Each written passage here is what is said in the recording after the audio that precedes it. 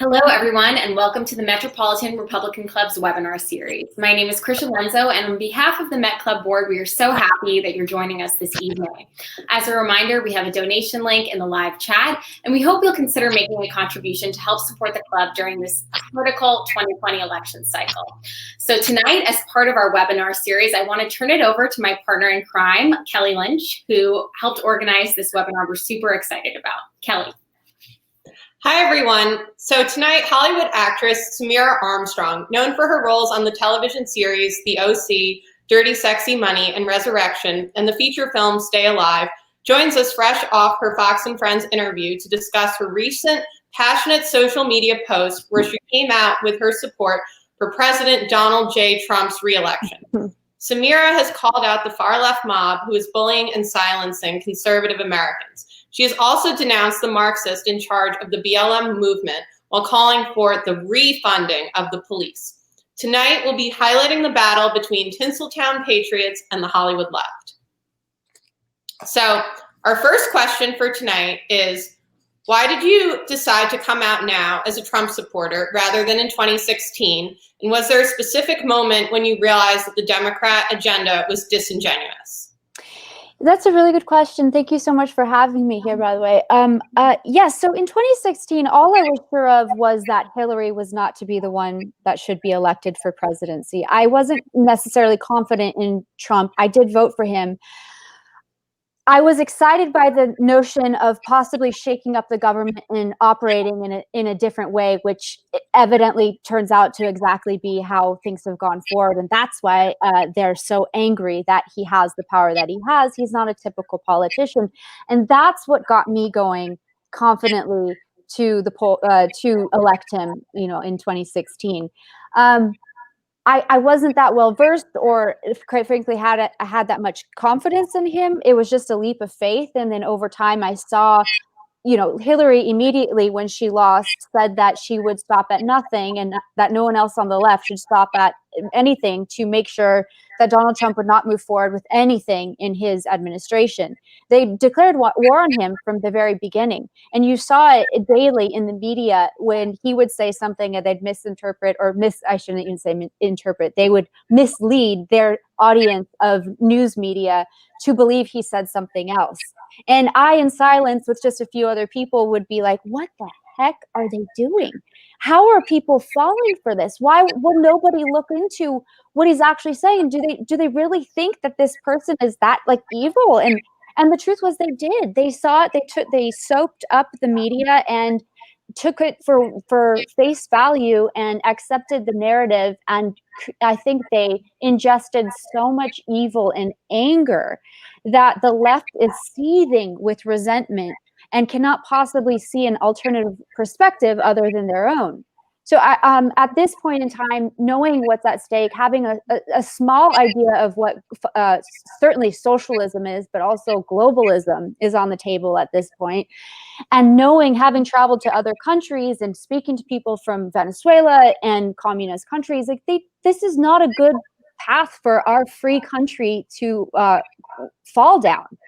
And this idea that, here in America, we're victims, people need to be saved and be taken care of, that is not the fundamental structure that we were built on. That's something we should be really proud of, is the ability to have the opportunity to make something of ourselves, fall, get up and try again. We don't need help from government. Government is not a helpful, cuddly structure.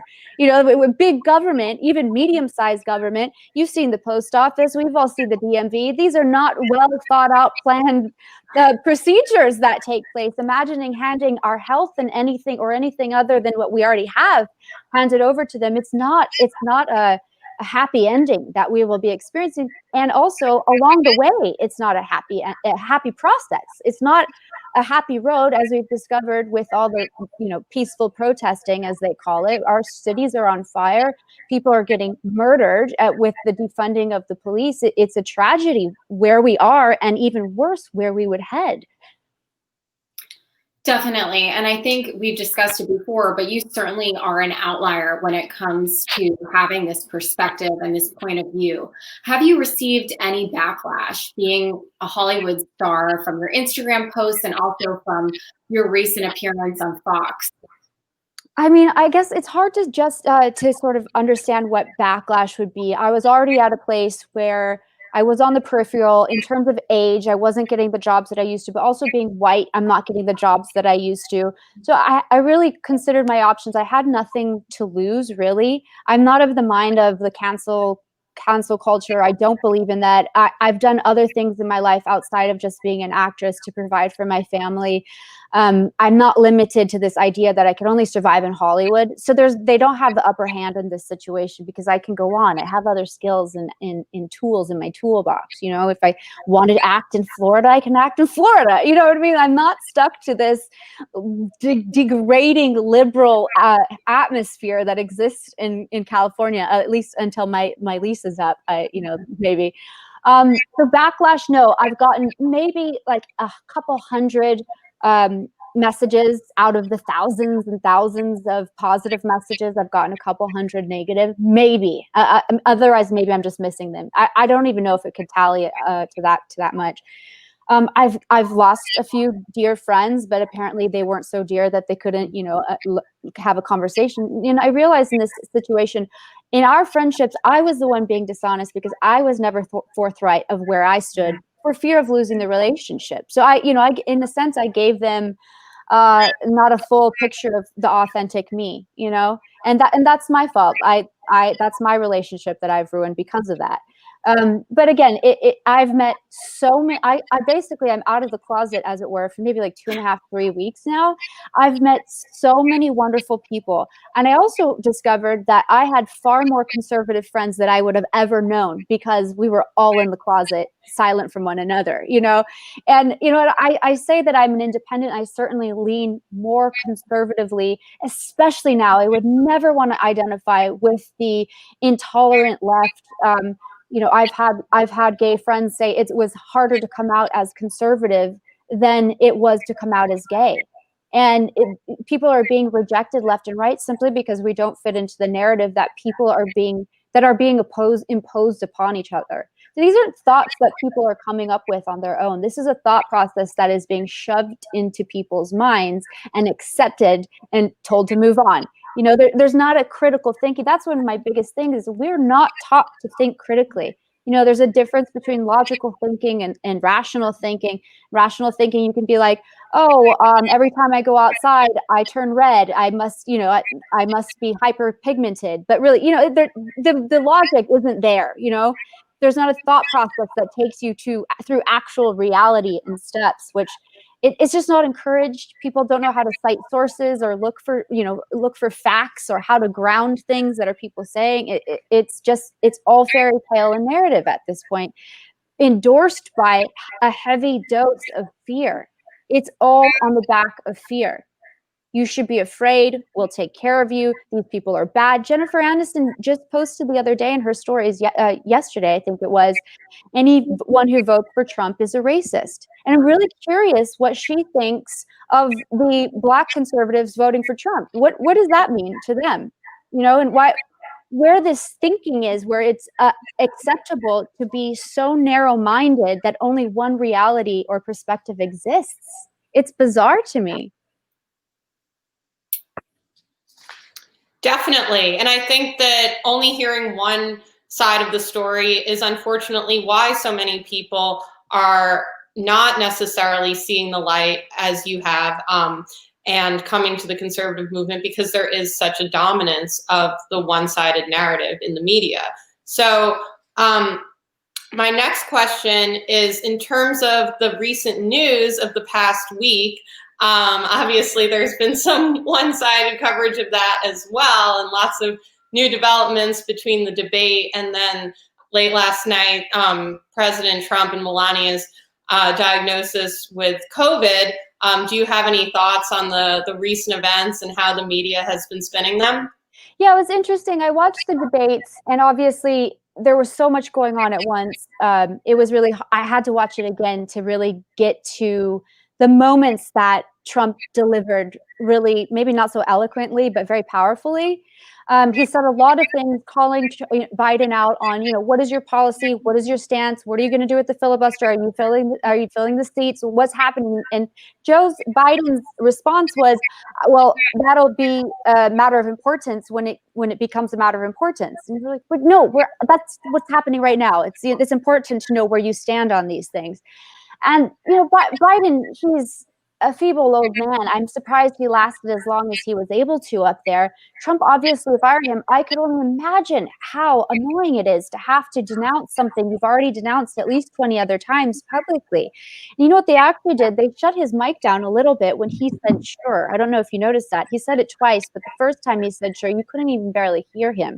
And then so the story that the media picks up on, obviously, is not all the landing points that he made regarding calling Biden out on his lack of policy or the corruption that him, Obama, and Hillary had been a part of. It's that Trump didn't denounce white supremacy, which is a lie, and somehow Proud Boys gets involved in it. I spent the greater part of yesterday or the day before, whenever it was, defending Proud Boys. Like, that's not what I'm here to do, but somehow I got looped into this cyclical situation of explaining how that's not what happened to Trump. But we don't even need to talk about that. What about the time when Biden said that he was for the Green Deal, but then also on his website, it doesn't say that, or vice versa, they're so good at deflecting reality. It's an art form. And I wish I knew. I wish I had the patience to navigate and combat it.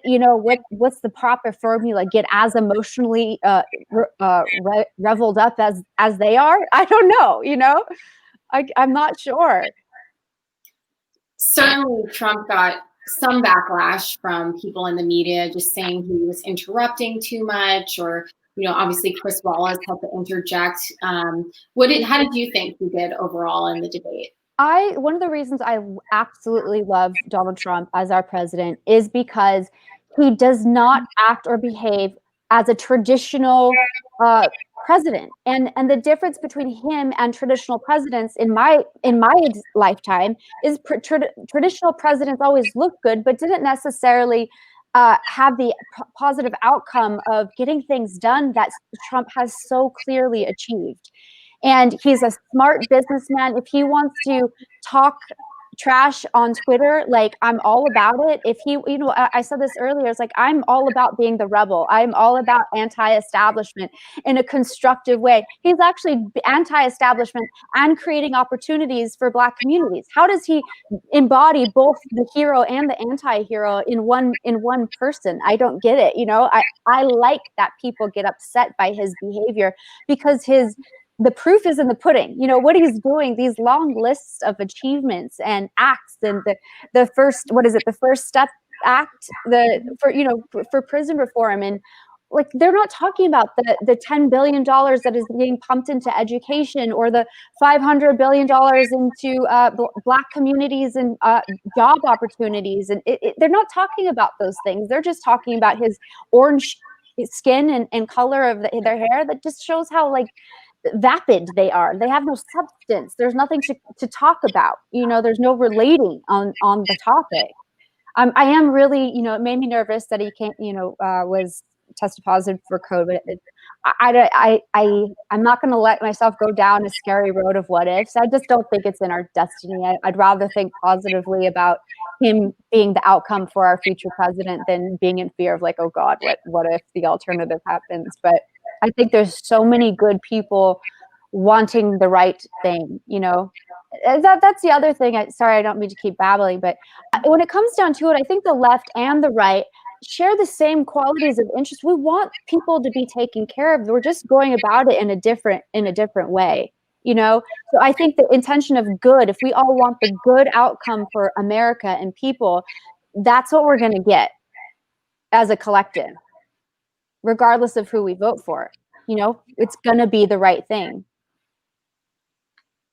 I totally agree. And I think that while they definitely care about helping us achieve a successful society, their approach to getting us there is often making things worse. So it's very ironic and very frustrating. But we know you've spoken out on a few issues, in your recent posts and interviews. But is there anything in particular in this election that you think stands out as something you really care about and you think would be pivotal? Yes, I'm super passionate, not necessarily in this election, but in this current time about, this idea of police defunding. It's such a disservice to our community, every community. This is, BLM started with this notion that they needed to protect vulnerable society members.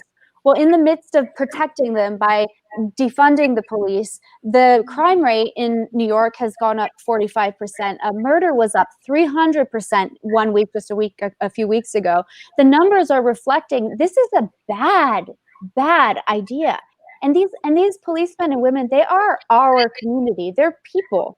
They're people of every color and race, and the notion to just flick off the switch and create a bunch of social workers to take care of a problem is asinine, and it's so dangerous. And the results are happening. The homicide murder rate is skyrocketing. We can't continue with this placating to this identity politics that it's okay to defund our first line of defense. How is that okay? That's not okay. We're not even talking about possible infiltration from, I don't know, ISIS in South Africa, North Africa. Like, there's so many things that we're opening ourselves up to by this ridiculous idea of defunding the police. If you want better police officers, you need more training and more money, period. It's interesting that you say that, but when it comes to Hollywood and people there, do you believe that there is a silent majority of people in your industry who might be thinking alike? I do. You do? Yeah, I do. I have gotten a message. I see someone, John. I saying have non-fellow non-liberal actors have reached out to me. As I said, I didn't realize I had that many conservative fellow actors, and I do quite a bit, because not everybody comes from LA. They come from all over America to move to Los Angeles, and they bring their values with them. And I get the impression there are, like, say, A-list celebrities or actors who are silent but are also conservative. I've gotten a few messages from them. So yeah, I wish that they would speak out, because I think that would shift the visual of what the landscape looks like. Right now, it looks like a few isolated beacons of, yes, we're conservative, and this whole mass blown up population of liberals. But that's not how it is at all. I don't think. I really don't. I've gotten messages from ex-agents thanking me for speaking out. So that says something. That's amazing. And that is very comforting to hear that people from all different job fields in the entertainment industry are conservative. And it makes sense logically. As you said, people come from all over to Hollywood. But it's unfortunate that so many people feel that they have to be silent, and then that encourages others to not want to speak out. So, yeah. Oh, what were you going to say? Well, and I thought about it. It's not just them and their family that they have to protect. A lot of these people keep other people employed as well. It's a business built upon them. And if they're shut down, they're canceling other people's jobs as well. So it's a whole environmental infrastructure that could be taken out because of the radical left. And that's a really unfortunate. I just think we have to stop this. This can't be the way it is. It's not okay.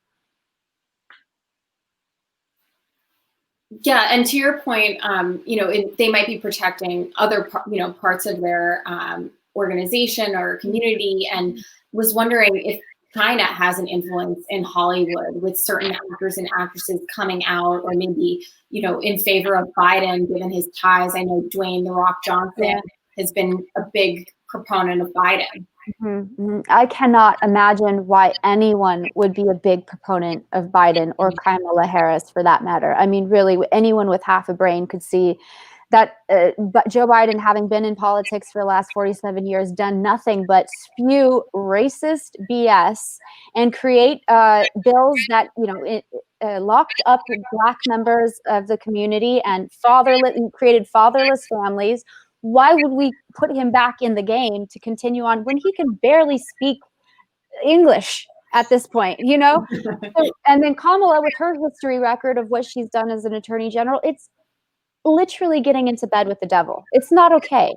And so the fact that, you know, in this video that he made, he said, you know, I can see this is all about the soul and we need to trust each other. And like, you guys are gibber jabbering nonsense. And I do think a large part of it has to do with a lack of integrity in terms of bank accounts. Basically, they are in bed with China in a lot of ways. I mean, Disney just did Mulan, which took place in, we know what's happening in China. This isn't okay. And I feel bad about having an iPhone and an Apple, you know, at this point. You know, where do you go as an actor when all the platforms have some sort of weird tie to something, say like Netflix and pedophilia, right? The Cuties movie. Or Apple and Disney in China. I mean, where do you go as an outlet with integrity? Absolutely. And I think that that's what's so tough, is that the radical left has permeated so many organizations or aspects of them that it's almost impossible to avoid in our society. And kind of going off that, do you think that Hollywood has become more liberal and more polarized in your years in the industry? Do you recall it always being like this, or do you think that it's really Trump derangement syndrome and that it's been the last 4 years that things have really taken off? No, it's always been like this. Obviously, the radical left push has taken off during Trump's administration, but it has always been a dominantly liberal industry. Which, you know, you've heard of the Friends of Abe group. It was a secret conservative group of actors that got together. It started off as 4 of them, and you know, you heard whispers about it, and but that was like, oh, that's all the 4 conservatives in Hollywood, you know. And yeah, so I don't think that it's new in terms of, but I don't know. I have a sense that Hollywood is in bed with the Democratic Party. There's an agenda. There's, I mean, just the way that they were championing for Hillary when she came out as president. How many celebrities and actors and Katy Perry, like they obviously knew nothing. It was just some weird. A lot of people are getting paid to speak out on behalf of an agenda as well. I mean, even just recently, there was this mask push by Newsom in California, and sort of influencers or actors were paid to put out this message of wear a mask. So that goes all the way up. You know, I'm sure, well, I shouldn't say this. I can imagine. By the way, I am not getting paid for anything. People ask me that. I'm not making an income, and I'm probably likely very much losing any potential income and by speaking out. But I do know there are people who get paid to pander a message for sure. So before we turn it over to audience questions, I just want to say it's really cool that, you know, we have 3 women who are here together, 3 strong women, and then, you know, you're in LA and we're in New York City, and again, we're fighting stereotypes. So even though you might not get paid by the Trump camp or by anyone for that matter, your message is getting across, and we appreciate that. So thank you. I'm so glad. That's all I ever wanted, for sure. Thank you. So turning over to some of the questions, since you mentioned that you're an independent, do you see Trump as an independent and not really a pure party person? And did that attract you to some of his policies? Yeah, I was shocked by his policies. I had no idea that a president could actually care as much as it appears that he does. I think that I think his ego lays in his achievements. So he wants to get the best, that you get it done, build it up, grow it out, you know, accomplishments that are possible. And I really admire that. You know, he's not in looking good, he's in doing good. So I don't know that I mean, as far as I understand, he was not always a Republican, right? He was a Democrat traditionally, or a liberal traditionally. But I think for the most part nowadays, like, what is a liberal and what is a Republican? Because it's so skewed one way or the other. I think really conservatives and Republicans represent so much of what the liberals actually used to If I'm right about that. I know I think so many people want, less government would be great. Social equality, of course, like nobody really seems to have a problem with that. There doesn't seem to be a lot of debate around, say, like abortion, which always comes up, right? 20 weeks sounds like a terrible time to have an abortion at, of course, depending on the circumstances of each individual. But that's pretty much stuff that's not really highly debatable. I don't think anyone from the left necessarily is advocating for a 20-week abortion, So in terms of politically landing in one team versus the other, I feel really confident. Because I never traditionally belong to one or the other, I like how this fits on me, this conservative feel. I enjoy it, being, sort of belonging to something, but I also reserve my right to step back if anything goes haywire. You know what I mean? So I'm learning a lot from a lot of people on both sides, but understanding even my perspective of what I thought a Republican was not as drastic or severe as I was, led to believe. I think a lot of people are coming to that conclusion. Like I said, it's rock and roll. Conservatives are rock and roll. They're rebels. I love it. They truly are. And you can even notice and feel that excitement and spirit at the Trump rallies when you watch them on TV. Yes. I'm just taking a step back and looking at the experience of the left and the far left, what their existence must feel like versus what it feels like to be a patriot. It's such a beautiful, wonderful, validating, empowering experience to be pro-America, pro-Trump, pro-life. Like, let's do this. Let's grab these opportunities and make something of ourselves, versus the left, which is oozing, you did this to us and you're bad and this is bad and everything's on fire, and that's not a life. That's a living hell. That doesn't to me seem like there's a program that I belong to. They call it, they say attraction, not promotion. And they certainly are not attracting any type of existence that I want to embody, but this, like, yes to America, I'm all about it. I am all about it. And you know what? People from all over the world are also all about it, because they also know how big of an impact that a positive, successful America has in a universal sense on every country. If we do good, they do good. If we do bad, they are out of luck. Certainly, and that's what's so scary about this whole election. It is pivotal, and someone said in the comments, to your point about it being, influential all over the world, you were born overseas. So does that affect your worldview? It does, because I know how badly people from the rest of the world desire this freedom that we have. And I think without a contrast of understanding what this freedom actually is, it could potentially not feel like much, right? Because you hear about these Americans that go travel, they have no idea like how rowdy they are or how insulting they are or whatever. They have no concept of other cultures. And there's values and rules in other cultures that are not as free, as we used to be. Now we're not allowed to say things out loud anymore, but as we're intended to be, the land of opportunity. It is not the land of handouts. Nobody fights to leave socialism to go back to a country of socialism. They don't want that. They want to make something of themselves with their own hands, with their own ideas, with help from others, but not with a overzealous government. Like, this is what you'll do. This is how it'll be okay, and it's not okay, because that's what happens. There's not, and people talk about Scandinavian socialism. It's like, I don't buy it. It is not the same. We're not the same structure of humanity. We don't have the same qualities or values.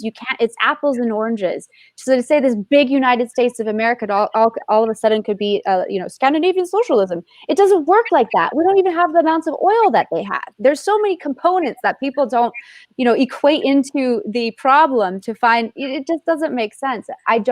what we were built on, the structure that created the United States of America was so well thought, and it was in contrast of escaping an ideology and a structure that didn't suit freedom. We fought for this, and we have to continue to fight to keep this. And I don't think people know what it means to fight for things anymore. Certainly not if they're encouraged to just sit back and take handouts.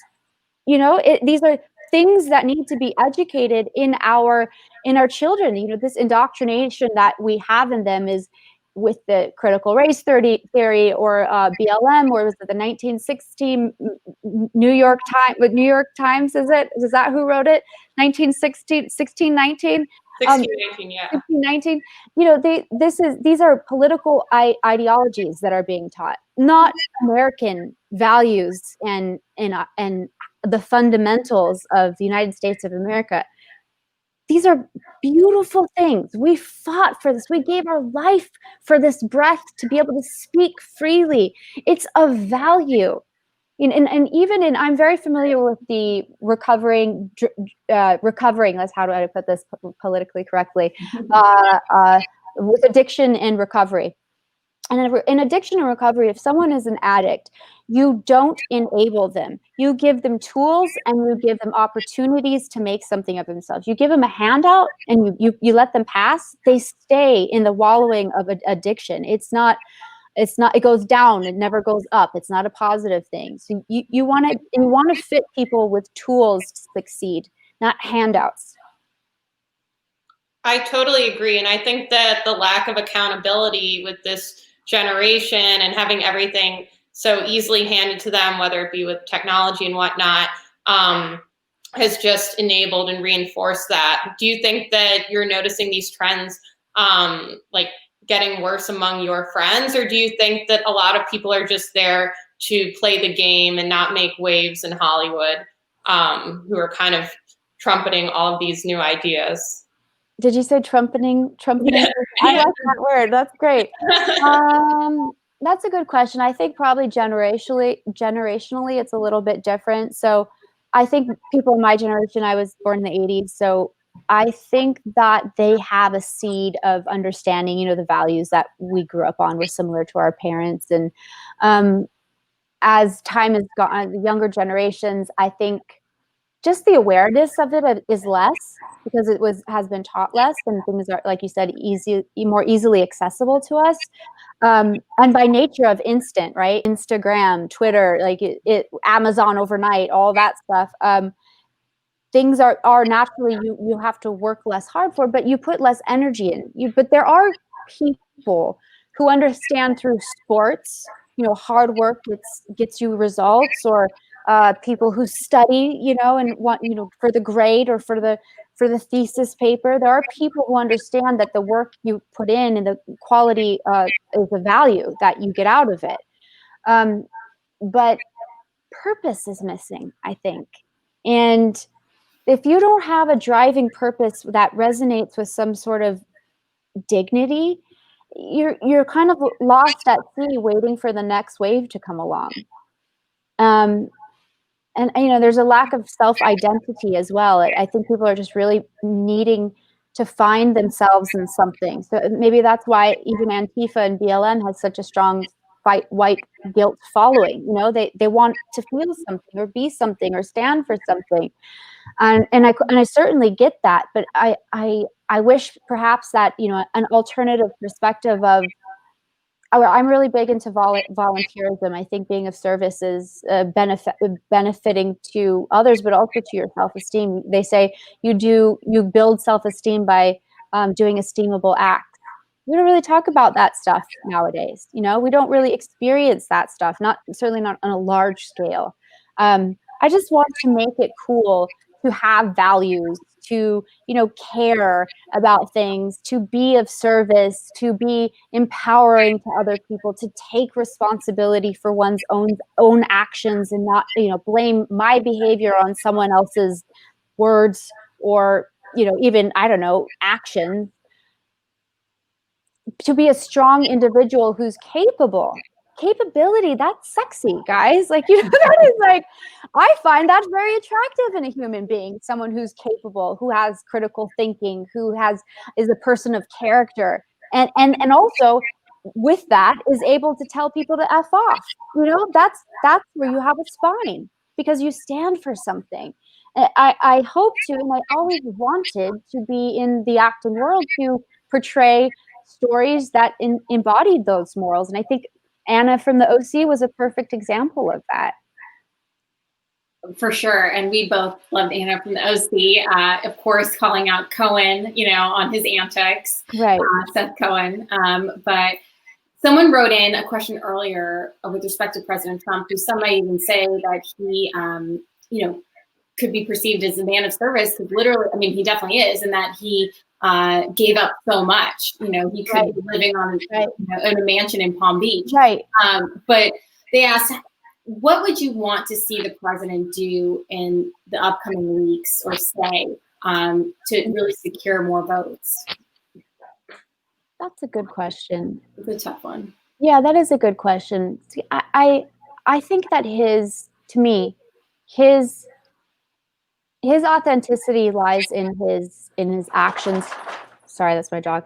His actions for the American people. And he's never been one to placate, or maybe he has, I haven't picked up on it. You know, what he does is he gets in front of people and he instills excitement and enthusiasm. And you know, he's like, we're gonna do this together, and we're gonna, you know, give it to them, and like they'll, you know, they have no idea what's coming, and like this enthusiasm for like, yes, our hero is here. This is great. Someone's gonna stick it to the man finally. And you know, so I wouldn't want him to change anything. You know, when people say, well, like, if you only, you know, talk differently on Twitter, and that goes back to that whole thing of like, people can't take responsibility for their own responses and feelings and actions.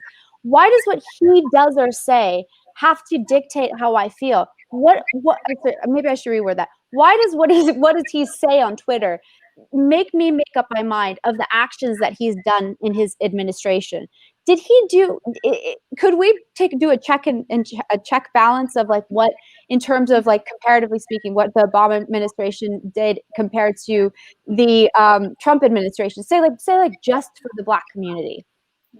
Could we side by side see that he's far over accomplished, you know, in terms of having achieved things like opportunity zones? Obama didn't do that. What did Obama do for the Black community? Chicago was the same when he got in as when he got out, maybe actually even worse. So I don't know. I think, you know, okay, if I were like to say I just would hope that he would do more rallies, you know, obviously recover quickly. I wish he could hold back a little bit in his need to bulldoze Biden, you know, but in terms of the debates, if he just landed those zingers, if you'll remember in 2016 at the debates between him and Hillary, when she's like, would you really want someone like this with this temper to, you know, be in charge of national security? And he's like, if I was, you'd be in jail. Like that's what I want to see more of. You know, I want to see more of that Trump. But I asked my friend that he is a trans male who is a conservative. I spoke with him, and you know, he's awesome. His name is Luca. He is a survivor of a mass shooting. He comes from he's an immigrant from a communist country, trans male, and he has voted Trump, and he's voted for him. He's a big advocate for him. And I asked him the same thing. I said, what would you like to see from him in terms of the LGBT community? He goes, nothing. He's great. I mean, what more could he possibly do? Just keep doing, you know, what he's been doing. There's nothing like that's necessarily lacking. You know, but every individual has their own experience. I'm sure some people, you know, oh, how about this? The healthcare issue? Like, how about instead of dealing with the healthcare structure, like actually bring prices of prescriptions down? Wow, you know, what a novel idea. That's what an innovator and a entrepreneur thinks like, outside of the box. Like, this guy is he's going to go down in history as one of the greatest presidents of our time. And Joe Biden at the debate called him a clown and called him the worst president of our time. This guy is, I mean, I don't even need to go there. He's his own. It makes me sad that people don't get to enjoy the reality that is our president. If they only knew how cool he is, you know? Yeah, I mean, that's the problem. The media skews everything, to the left, and it's one-sided, and there's such an echo chamber. Thank God, we're able to find other platforms and use services like Parler and, even through this platform. But definitely they've been trying to stifle even us. So. Right. Really? Wow. Yeah. So turning over to another question from our audience. They ask, is Hollywood as liberal as you think or more apathetic? You kind of touched on it, but wanted to hear a little more about that. So I actually just looked up the definition of apathetic yesterday, just to double check what that meant. I was using it in terms of celebrities, actually. And I think it's a combination of the both. I think, and I've said this before, and I mean this in the nicest way, but actors' jobs are to read someone else's lines with emotion. There's not a lot of logic involved. It's a feeling job. There are a few who are intellectuals and use constructive critical thinking to get to conclusions, but that's not encouraged in our industry. I don't think, and there's a large population of narcissists whose worlds revolve around themselves. I don't know if that's apathy or just, I guess apathy is like sort of a blindness, right? A lack of anything. That could be exactly what it is. Although I think it would be more so, not so much a lack of anything, but more so a consumption of themselves. Everything revolves around themselves. Everything. So there's not I guess maybe if they were playing a role where they're like pretending to be someone in the silent majority, maybe then they would have an understanding, but their perception is so skewed that they know better and they're going to make it right for you. So like even like again, back to the defunding of the police. We'll defund the police. We'll keep our private security so we're safe. Even like I saw in there, Alyssa Milano, she called the police when she needs them, but like everyone else shouldn't have them. Right. It's hypocritical. It doesn't make sense. These people shouldn't have the voices that we listen to in political agendas.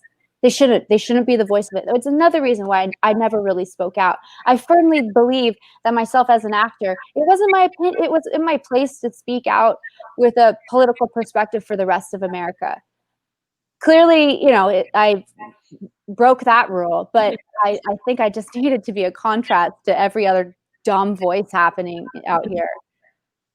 I totally agree. And I think that I think it's so great that you spoke out, and kind of going off that point with emotion, it seems like a lot of Trump's detractors, their issue with him is more from an emotional standpoint with his arguments on Twitter rather than the logic of his actual policies and how they're impacting Americans. So yeah, it's interesting. So I have this thing, obviously you've seen the lists of accomplishments. I'm big on those lists, and I've vetted those lists, and I go through different lists because I'm all about facts and citing sources. And it turns out that they don't care. The left does not care about facts, even if you give them the facts. Well, that's biased. Okay, so say it's biased. Why don't you go take the list, investigate it from your perspective and your research, your search engine, and see what you come up with. Then you'll know if it's really biased. I'm just handing you the notes to go off of, but they don't want to. They want to tell me how wrong I am because of the big orange man and women's rights and these key words like LGBT rights and trans in the military and they're obviously headlines from news media that incites fear and the lack of trust in their own brains into thinking outside of anything that's what's shoved into their mind. So our final question to you is, would you ever consider running for office? Oh my gosh. I suppose I wouldn't say no. I don't know. I mean, I don't necessarily think I have the best ideas. This is going to bite me in the butt if I do run for office. And she said in 2020, she did not have the best ideas. I'm open to anything. I'm super passionate about America. I'm super into diving deeper into policies and education and police reform in the positive way. You know, I am passionate about things, and certainly if there's a spot for me where I can be of service in a productive way, I would happily fill that spot. I definitely don't see myself as someone aspiring for politics. Those people scare me, and I don't really trust their motives. But if there was a desire and I could provide some sort of help to a situation, I will be there. That's just how I operate, for sure. Absolutely. That would be amazing. What and don't forget our 40th president, Ronald Reagan, started off as an actor. God. Okay, let me ask you this. I was born in Japan. Can I still be president? Are we talking president? Yeah, I mean, there was always Ronald Reagan. You're right. Yeah, yeah. I guess I'd have to get all my skeletons in my closet out right now before they come out unexpectedly. Well, on that note, I wanted to say thank you so much for joining us tonight. Kelly, thank you for organizing this great event. And, you know, obviously today, as you mentioned, it's a rough day for our party. It's a rough day for our country. But we also wanted to end on a note saying we really wish the president well. We are praying for both him and for our First Lady Melania tonight, and hoping for a speedy recovery, because it's a critical time and we really need them. Absolutely. Thank you. Thank you so much for having me. It was such a pleasure. Us too. Well, take care, everyone, and stay well. Have a good night.